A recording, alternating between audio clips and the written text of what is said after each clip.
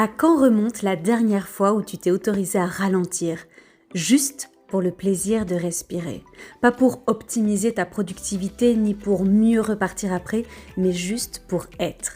Si l'idée même de ne rien faire te met mal à l'aise, si tu ressens ce petit pincement de culpabilité quand tu prends une pause, ou si tu as la sensation de perdre ton temps, alors cette newsletter est pour toi. Aujourd'hui, nous allons parler du culte de la performance, ce piège invisible qui nous pousse à toujours en faire plus, quitte à s'épuiser.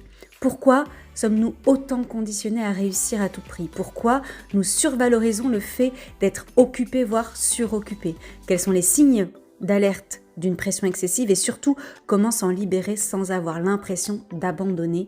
Je te souhaite une merveilleuse écoute.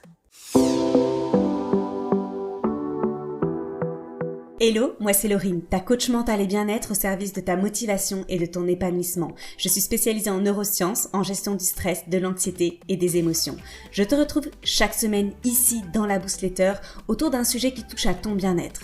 Je partage avec toi des explications utiles, des exemples concrets et des pistes de solutions à tester pour t'inspirer et te faire réfléchir autrement à ton épanouissement. Bienvenue dans la newsletter, ton coup de boost motivant et stimulant. Merci du fond du cœur de prendre le temps de t'abonner et de me mettre une jolie note pour soutenir le podcast. Je te souhaite des déclics, des prises de conscience et un boost de motivation. Merveilleuse écoute. Hello, 92e épisode de la newsletter. Et j'avoue que j'ai en même temps un mélange d'excitation et en même temps un mélange de fatigue. Et ça tombe à pic parce qu'aujourd'hui on va parler du culte de la performance. Et si tu te foutais la paix? Et j'avoue que je me mets dans le même lot que toi qui m'écoutes. Si tu n'es pas encore abonné à la newsletter, cette petite vague de fraîcheur, de motivation, ce coup de boost du lundi, je t'invite à le faire maintenant et à la fin de cet épisode à me mettre une jolie note qui propulsera cet épisode et la newsletter de manière générale dans l'algorithme dingue de la plateforme d'écoute que tu as choisie. Merci à toi, tu n'imagines pas à quel point la visibilité peut aider d'autres femmes à se sentir mieux. Merci. Alors c'est parti, on commence autour de ce culte de la performance, le mythe de la femme qui réussit tout le temps. Ok, commençons par le commencement. De quoi on parle ? Popularisé dans les années 80, le syndrome de la superwoman décrit un phénomène psychosocial où les femmes se sentent obligées d'exceller simultanément dans tous les aspects de leur vie.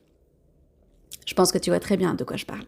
Cela sous-entend souvent de performer et de jongler entre plusieurs rôles.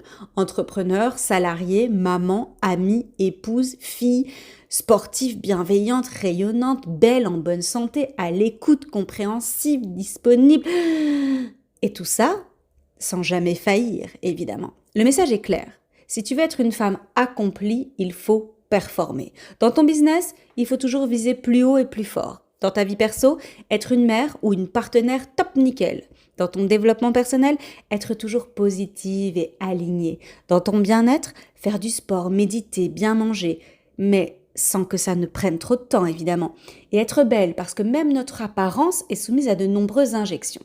Résultat, une pression énorme, une course sans fin et un sentiment d'échec permanent, car l'objectif est inatteignable, qu'on se le dise. Alors j'ai une question pour toi. As-tu déjà pris le temps de te demander ce que toi, tu voulais vraiment ? Qu'est-ce que disent les neurosciences sur cette pression constante ? Le cerveau humain est programmé pour rechercher la récompense et la validation sociale. Chaque fois que tu atteins un objectif, ton cerveau libère de la dopamine, l'hormone du plaisir, mais ce système a un piège. Il nous pousse à toujours en vouloir plus, sans jamais être pleinement satisfaite. Tu atteins un objectif ? Un autre prend aussitôt sa place. Tu réussis, mais est-ce assez ? Assez de valeur à tes yeux et aux yeux des autres ? Tu prends une pause ? Tu culpabilises. L'as-tu réellement mérité ? As-tu encore une liste interminable de to-do qui t'attend ? La boucle infernale est lancée. Le problème, c'est pas du tout l'ambition. Au contraire, je suis extrêmement ambitieuse et je valorise l'ambition. Vouloir évoluer, grandir, s'améliorer, c'est sain. Mais quand la performance devient centrale, elle amène du stress, de l'anxiété, un épuisement émotionnel et un profond sentiment de vide.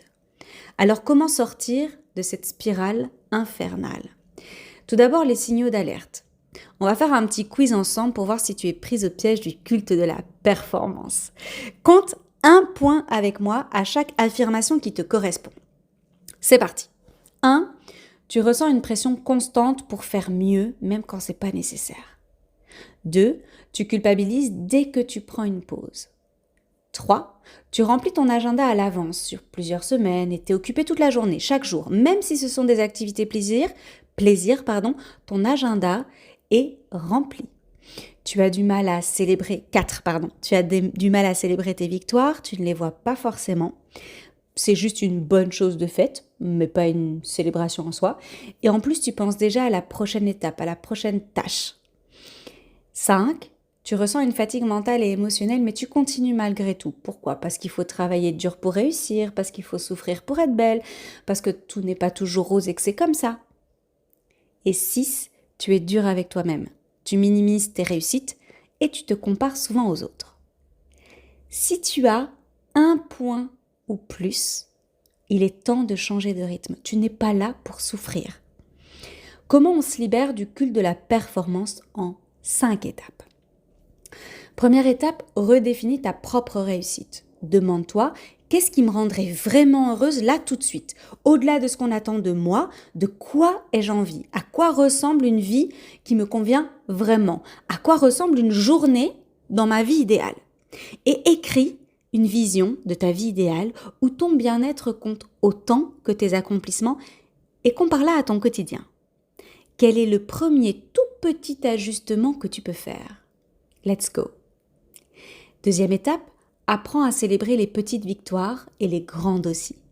Et si, au lieu de viser toujours plus, tu prenais un moment chaque jour pour apprécier ce que tu as déjà accompli ? Prends l'habitude d'écrire 3 choses dont tu es fière ou satisfaite chaque soir et choisis ta récompense. Oui, j'insiste. Troisième étape, distingue progrès et pression. Ça n'a rien à voir. Vouloir progresser, c'est une belle chose, mais pas au prix de ton équilibre, pas au prix de ta paix intérieure. Pose-toi cette question, est-ce que je fais ça par plaisir ou par peur ? Quatrième étape, autorise-toi à ralentir sans culpabiliser. Le repos fait partie du processus. Ralentir est vital. Ralentir, le repos, c'est un investissement sur soi, sur ton équilibre, sur ton épanouissement, sur ta bonne humeur, sur ton enthousiasme. Je pourrais continuer pendant des heures. Ce n'est jamais du temps perdu, jamais. D'autre part, tu n'as pas besoin de le mériter. C'est pas parce que tu as bossé comme une acharnée que là maintenant tu mérites du repos. C'est pas parce que tu as tout donné au travail que tu mérites de prendre un long week-end. Non, ça fonctionne pas comme ça.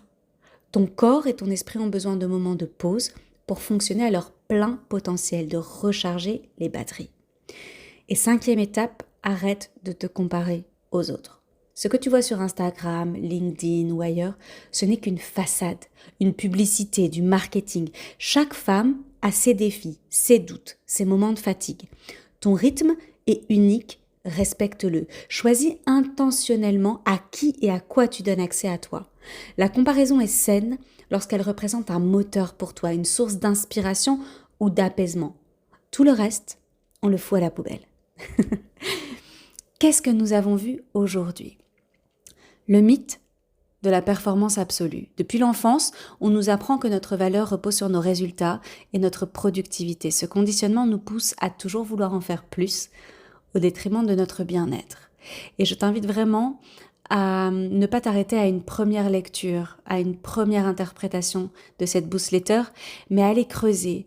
Et très très souvent, le culte de la performance, il est bien caché, alors à toi de jouer.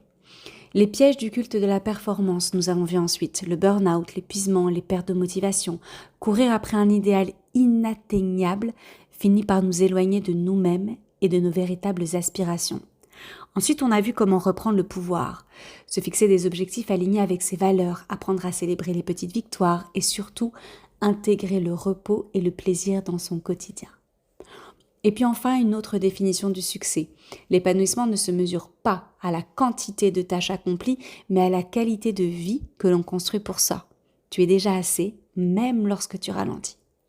Alors dis-moi, es-tu prête à sortir du cycle infernal de la performance pour retrouver un équilibre plus sain ? c'est le moment du challenge. Je te défie 3 actions pour alléger la pression. La première, bloque un moment dans ta semaine, la semaine qui arrive, là, au moment où tu écoutes cet épisode, uniquement pour toi. Sans justification, sans rentabiliser ce temps, tu peux mettre un bloc de temps vide uniquement pour toi et respecte-le. Deuxième action, deuxième challenge, célèbre une victoire, même petite, et partage-la avec tes amis, sur les réseaux, avec moi. Tu peux le mettre en commentaire ici de l'épisode. Célèbre-toi. Troisième challenge, fais une activité juste pour le plaisir. Pas pour être productive, atteindre un objectif, etc. On ne cherche pas la performance, juste pour le plaisir. On s'en fout du résultat. 3 challenges pour alléger la pression. Et si tu commençais, à la fin de cette newsletter, à te faire confiance, à écouter ton rythme et à te donner le droit d'être heureuse sans pression. La vraie réussite, ce n'est pas de tout faire ni de le faire parfaitement. C'est d'être en phase avec ce qui te fait vibrer, ce qui t'anime, ce qui te fait du bien. C'est de créer un alignement sain et épanouissant entre ton cœur, ton corps et ton cerveau. Si cette newsletter a trouvé écho en toi, tu seras comme un poisson dans l'eau dans Happy Boost ce mois-ci. Happy Boost, tu sais, c'est ton boost de good vibes et de motivation.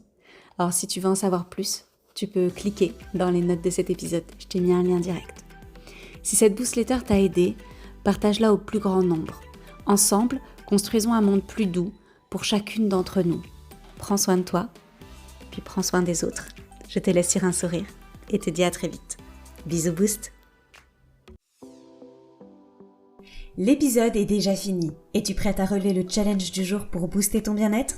Si l'épisode t'a plu, partage-le à tout ton monde. Tu n'imagines pas à quel point il peut être utile pour une de tes proches. Avant de se quitter, vérifie que tu es bien abonné et que tu m'as mis une jolie note pour soutenir mon travail. Ça compte énormément pour moi. Merci beaucoup.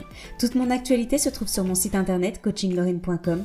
Je te souhaite une merveilleuse journée ou une belle nuit, où que tu sois. Prends soin de toi, puis prends soin des autres. Bisous Boost.